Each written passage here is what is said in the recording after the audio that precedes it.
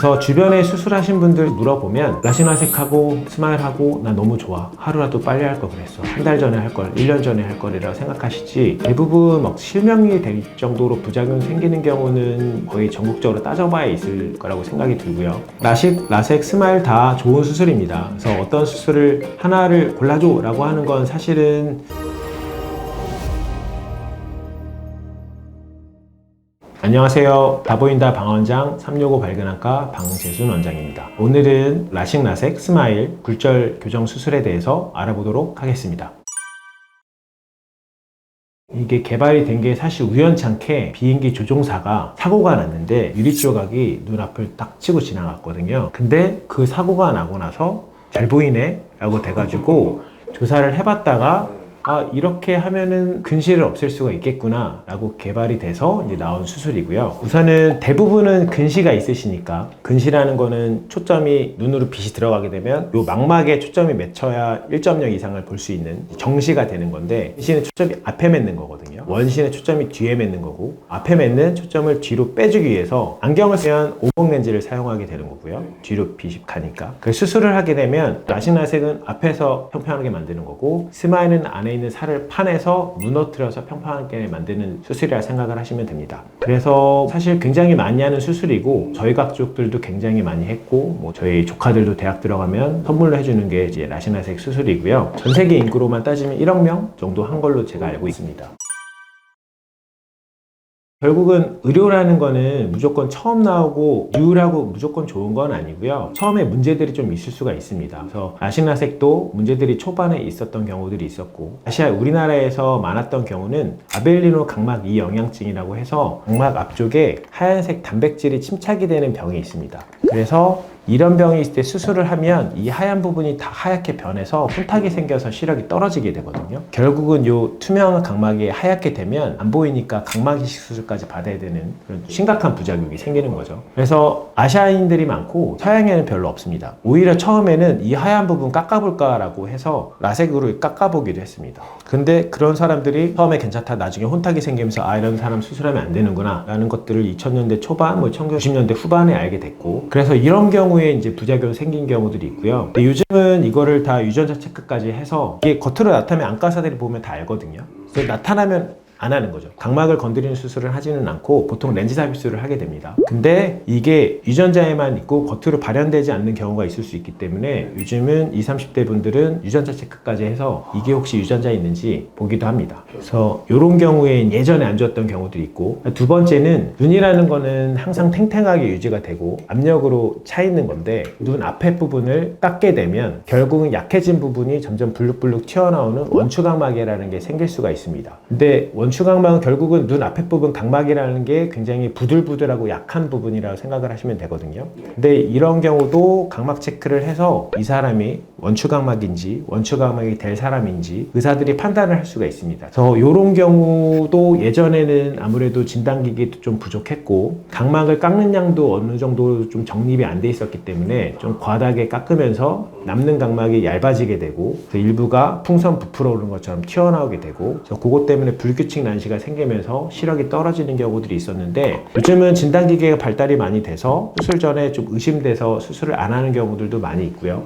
요즘은 각막을 깎아도 좀 깎지 않은 것처럼 탄탄히 만들어주는 각막 강화술이라는 방법도 있거든요. 그래서 그런 방법들을 같이 하게 돼서 원추각막도 예전에 비해서 생기는 확률이 많이 떨어져서 거의 없을 정도로. 그래서 주변에 수술하신 분들 물어보면 라식, 라섹하고 스마일하고 나 너무 좋아, 하루라도 빨리 할 걸 그랬어, 한 달 전에 할 걸, 1년 전에 할 거리라고 생각하시지, 대부분 막 실명이 될 정도로 부작용 생기는 경우는 거의 전국적으로 따져봐야 있을 거라고 생각이 들고요. 하지만 어떤 눈 수술이건 눈 수술하게 되면 이제 건조증이 생기기 때문에 처음에는 건조증, 야간 빛번짐 이런 게 다 있고, 그것들은 대부분은 수술 전만큼 많이 돌아가긴 합니다. 드물게 남는 경우도 있긴 하지만 내가 일상생활에 지장이 있을 정도로 수술 후 후회할 정도로 남는 경우는 거의 없다고 보시면 됩니다.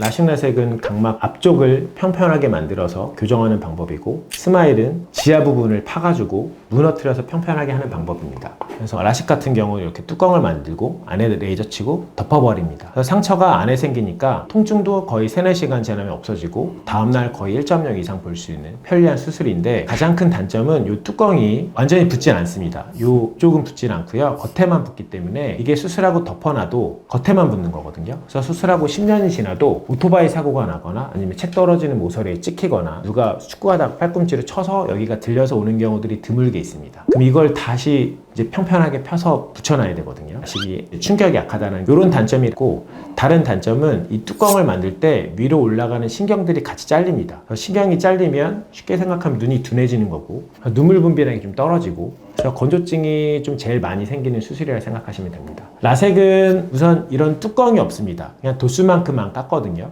각막을 제일 적게 깎고 그만큼 각막의 손상이 적겠죠. 남는 각막이 제일 많아지는 수술이고요. 이런 뚜껑이 없기 때문에 충격에도 그냥 거의 수술하지 않는 이랑 똑같습니다. 격투기 선수가 수술을 한다, 그럼 라섹하는 게 제일 맞습니다. 충격에도 강하고 건조증도 이렇게 위로 올라가는 신경이 잘리는 게 없고 표면에 있는 신경만 손상을 당하거든요. 그래서 건조증도 제일 빨리 회복이 돼서 그래도 6개월 정도 지나면 술잔세포라고 해서 점액을 만드는 세포들이 거의 많이 회복이 되는 수술이 라섹이고요. 대신 라섹은 겉에 상처가 생기니까 이 상처가 회복될 때까지 하루 이틀 아프다, 그게 가장 큰 문제입니다. 근데 이것도 다들 통증 느끼는 정도도 다르셔서 어떤 분들은 아프진 않고 눈물 나고 시리기만 했어요. 그런 분들은 정말 다행인 거고요. 하루 이틀은 정말 많이 아팠어요 라고 하는 경우도 있습니다. 대신 라섹도 근데 대부분 2-3일 지나면 0.5 정도 보여서 일상생활 정도의 시력은 나오시고, 저희 병원 일주일째 보면 라섹도 1.0 정도 보긴 하세요. 근데 그때는 아직은 좀 퍼져 보이고 한두 달은 돼야 라섹은 좀 안정이 되고 시력 회복은 거의 6개월까지 라고 알고 계시면 되고요. 스마일이라는 거는 이제 제일 마지막에 나온 수술 방법이고 좀 다른 수술 방법입니다. 지하를 파가지고 이렇게 살을 떼내서 무너뜨리는 방법이거든요. 라식에 비교해서 장점은 한 2mm 정도 절개를 합니다. 라식은 거의 한 12mm 정도를 절개를 해야 되는데 2mm 정도 절개를 하니까 신경 손상이 적어서 라식에 비해서는 건조증이 덜 생기고요. 그다음에 충격에도 강하겠죠. 그다음에 통증도 아래쪽 살을 제거하니까 수술 후 통증 정도는 라식이랑 비슷합니다. 하지만 이제 다른 단점들이 뭐가 있냐면 시력 회복 속도는 라식보다는 더딥니다. 왜냐면 이 안에 있는 절편을 빼낼 때 그냥 단순히 이렇게 딱 빼내고 끝나는 게 아니고 레이저가 칼로 깨끗하게 도려내듯이 레이저가 커팅을 해주는 게 아니고요. 옛날에 복권이나 회수권 뜯어내는 것처럼 점점 이렇게 레이저가 구멍 뚫어서 뜯어지게끔 만들어주는 거거든요. 그럼 사람이 손으로 기구를 넣어서 여기다 안에 다 박리를 해야 됩니다. 그러니까 사람 손이 들어가서 이거 하나하나 박리를 하고 그 다음에 이 절편을 찾아서 빼줘야 되는 거고, 그래서 아무래도 그 안쪽 절편 사이를 계속 기구가 왔다 갔다 하면서 손상을 주니까 이 중간 부분이 좀 부어서 시력 회복 속도는 라식에 비해서는 좀 느리고, 그 다음에 이 사이에 계속 해집다 보면 드물게 이물이 들어가거나 그런 거랑 상관없이도 염증들이 좀 생기는 경우가 있을 수가 있고, 그 다음에 이 살을 뜯어내다가 일부 조직이 좀 남게 내면 얘네들이 불규칙 난신을 만드는 경우가 있을 수가 있습니다. 원시 교정도 점점 기계가 발달되면서 할 수는 있다고 하지만 원시를 교정할 때 스마일로 추천은 하지는 않고요. 렌즈 삽입술은 저희 병원 같은 경우는 라식 라섹이 안 될 때 수술을 하거든요. 왜냐면 환자 입장에서 훨씬 비쌉니다. 사실 가격적으로만 따지면 라섹이 제일 저렴할 거고 수술 과정이 제일 적으니까, 그 다음에 라식, 그 다음에 스마일이 있을 거고, 그 다음에 렌즈 삽입술이 있는데, 왜냐면 렌즈 삽입술은 환자 개개인에 맞춰서 렌즈를 하나씩 사야 되는 거거든요. 그러니까 수술비가 어쨌든 저렴해지는데 한계가 있어요. 그래서 환자 입장에 수술비가 비싸고, 그 다음에 의사 입장에서 눈을 보면 렌즈 삽입술은 결국 내 눈 안에 어떤 공간을 찾아서 렌즈를 껴놓고 나오는 건데, 그 눈 앞에 전방이라고 해서 눈 앞쪽이 좀 좁아집니다. 그러면 한강에 있다가 시냇물로 들어간 물살 세지는 것처럼 눈 안에 물살들이 결국은 쉽게 생각하면 세져요. 그러면은 각막 내피세포라고 가장 안쪽에 있는 세포들이 손상받기 시작하거든요. 얘네들은 손상받으면 회복이 안 됩니다. 얘네 기능은 눈 안에 물이 차면 라면 먹고 얼굴 부으면 결국은 빠지는 것처럼 각막에도 항상 이제 물이 차고 빠지고 하는데, 물 빼는 세포인데 물을 못 빼면 각막이 하얗게 점점 붓습니다. 그래서 시력이 떨어질 수 있고, 이거는 많이 부으면 어쨌든 내피세포를 이식하는 각막 이식 수술을 받아야 되거든요. 그래서 그런 게 있고, 두 번째는 이제 렌즈 삽입술 할 때 수정치 앞에다가 렌즈를 껴놓고 나오는 건데, 나이가 들수록 60평 아파트에 살다가 30평 되는 것처럼 눈 앞에 공간이 점점 좁아지거든요. 그래서 이게 닫게 되면 백내장이 빨리 옵니다. 그래서 렌즈 삽입술의 장점은 라식처럼 회복이 빠릅니다. 깔끔하고 통증도 별로 없고 다음날 거의 시력 80% 이상 회복되고, 그리고 했다가 마음에 안 들면 뺄 수도 있고 돌아가려면 돌아갈 수도 있는 수술인데, 단점은 이렇게 각막 내피세포에 영향을 줄 수 있고 백내장이 올 수도 있기 때문에 그 환자 입장에선 좀 더 부담스러운 수술이고, 그리고 각막 내피세포 체크랑 백내장 생기는지 체크를 1년에 한 번은 적어도 다녀야 된다고 말씀을 드리고요. 라섹에 비해서 렌즈 삽입술은 비용이 얼마나 차이가 날까요? 병원마다 다르겠지만 저희 병원 같은 경우는 4배 정도는 되는 것 같습니다. 4배요? 네, 다 수입산 렌즈라서 삼성에서 만들어줬으면 좋겠습니다. 삼성 연락주세요. 40대 초반 정도 되시면 이제 노안이 시작되는 시기이고, 그때는 사실 수술하셔도 크게 부담은 없습니다. 가까이 보이는 것도 돋보기 없이 보실 수 있고. 네. 근데 대부분 40대 중반 넘어가면서 노안 증상, 가까이 볼 때 안 보이고 이 정도 떼야 보인다는 거 느끼실 거고, 50 정도 되시면 대부분 돋보기 끼실 거고요. 그래서 그런 게 부담 없으시면 그냥 일반적인 라시나색을 해도 되는 거고, 나이가 50이 넘으셔서 오시면 보통은 가까이 볼 때 바로 돋보기 끼셔야 됩니다라고 말씀을 드리고요. 그래도 하시는 분들이 있습니다. 안경이나 선글라스 아무거나 끼고 아침에 일어났을 때 안경 없이 바로 일어나는 것도 굉장히 즐거워 하시니까요. 그리고 노안이 오게 되면 뭐 나중에 노안 수술을 또 할 수도 있고, 노안 컨택트 렌즈도 있습니다. 그거 끼면 가까이 좀 어느 정도 보실 수도 있고요. 아까 말씀드린 대로 결과랑 안정성을 잡아야 되는데, 결과는 안경 체크가 제일 중요합니다. 이 사람의 도수가 근시가 몇이고 난시가 몇인지, 난시축이 몇인지 체크하는 게 제일 중요하거든요. 왜냐면 기계에 그냥 수치 넣으면 기계는 그대로 깎는 거거든요.